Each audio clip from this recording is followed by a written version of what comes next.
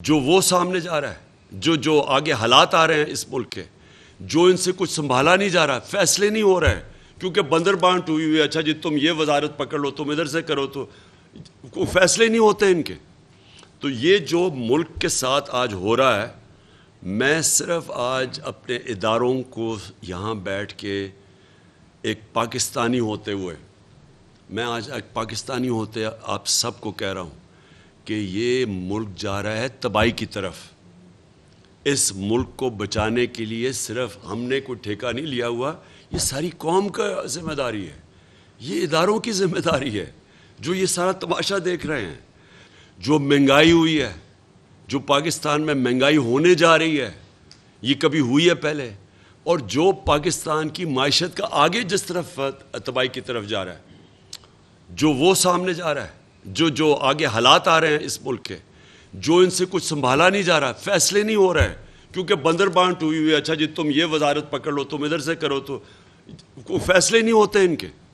تو یہ جو ملک کے ساتھ آج ہو رہا ہے، میں صرف آج اپنے اداروں کو یہاں بیٹھ کے ایک پاکستانی ہوتے ہوئے، میں آج ایک پاکستانی ہوتے آپ سب کو کہہ رہا ہوں کہ یہ ملک جا رہا ہے تباہی کی طرف.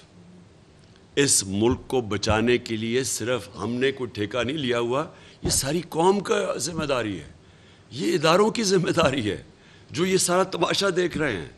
اور یہ اگر اسی طرح چلتا رہا تو وہ سب ذمہ دار ہوں گے جنہوں نے الاؤ کیا اس طرح کے کرپٹ مجرموں کو، سزائے یافتہ لوگوں کو، ضمانت پہ لوگوں کو، جو 30 سال سے اس ملک کے اوپر قیادت کر، ان کو جو اوپر بٹھایا ہے، یہ سب ذمہ دار ہوں گے.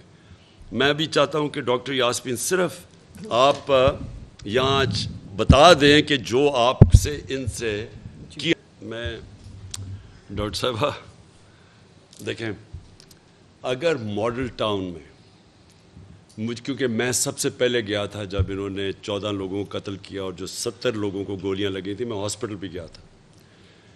سب کے سامنے ٹی وی کے اوپر نہتے لوگوں کے اوپر یہ گولیاں چلائیں انہوں نے.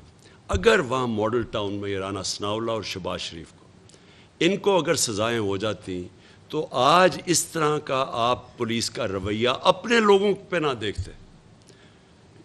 یہ کوئی بھی قوم اپنے لوگوں پہ کبھی اس طرح کا ہاتھ نہیں اٹھاتی. میں نے انگلینڈ کے اندر کیا 25 سال اپنے زندگی کے 2 پارٹیز، کنزرویٹو، لیبر، لبرل، ان کی پالیٹکس دیکھی ہے. مظاہرے میں نے وہاں بھی دیکھے ہیں. میں نے آپ کو بتایا 20 لاکھ لوگ نکلے عراق وار کے خلاف. میں نے کبھی کسی پولیٹیکل پارٹی کے لوگوں کے مظاہرے کے اوپر یہ چھوڑیں یہ کہ ڈنڈے مارے اور رات کو اٹیک کر کے لوگوں کو، عورتوں کو، آپ تصور بھی نہیں کر سکتے کہ کبھی کوئی اس طرح کا ان کے اوپر کوئی پولیس ایسے جا کے کوئی دھکا بھی دے سکے.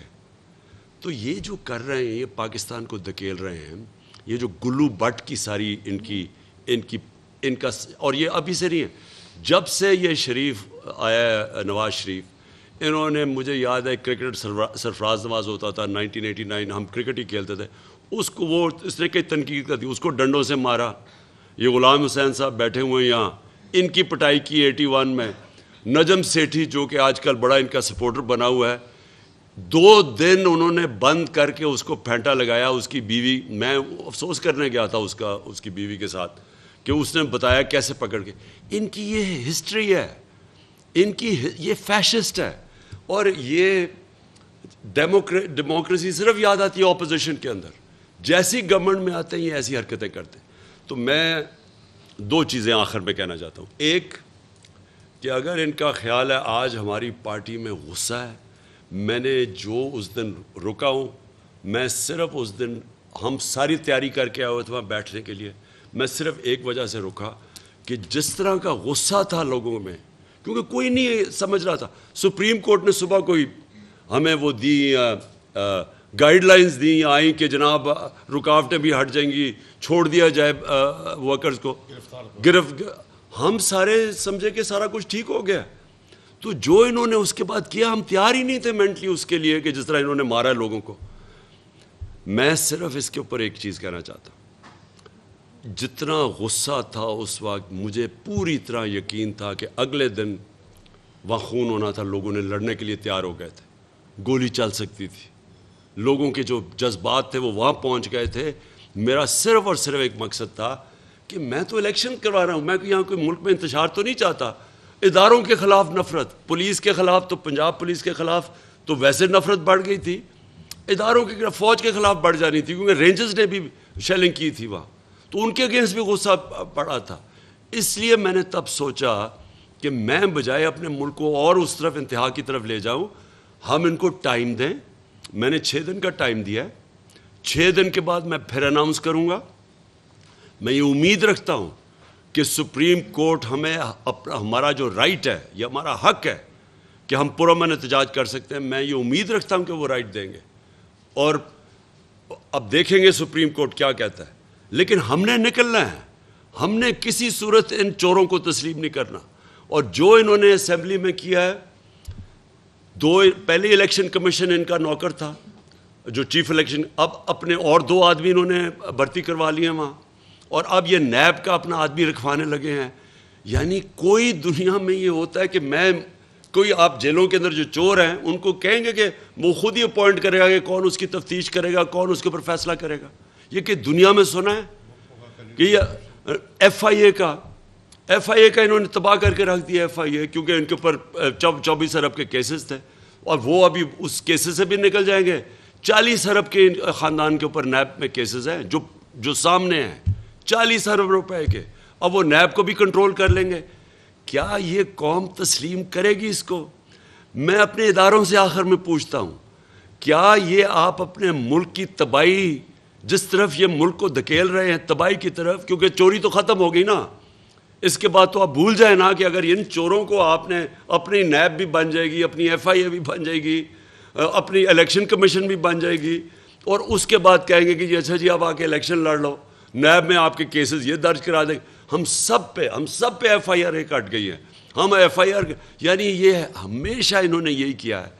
کیا یہ سمجھتے ہیں، میں اپنے وہ سارے معتبر اداروں سے پوچھتا ہوں کہ کیا یہ پاکستان کا جو ڈائریکشن ہے، کیا یہ ہمارے جو بچے ہیں، جو آنے والی نسلیں ہیں، ان کا یہ آپ سوچ رہے ہیں آگے کہ یہ کس طرف جا رہا ہے؟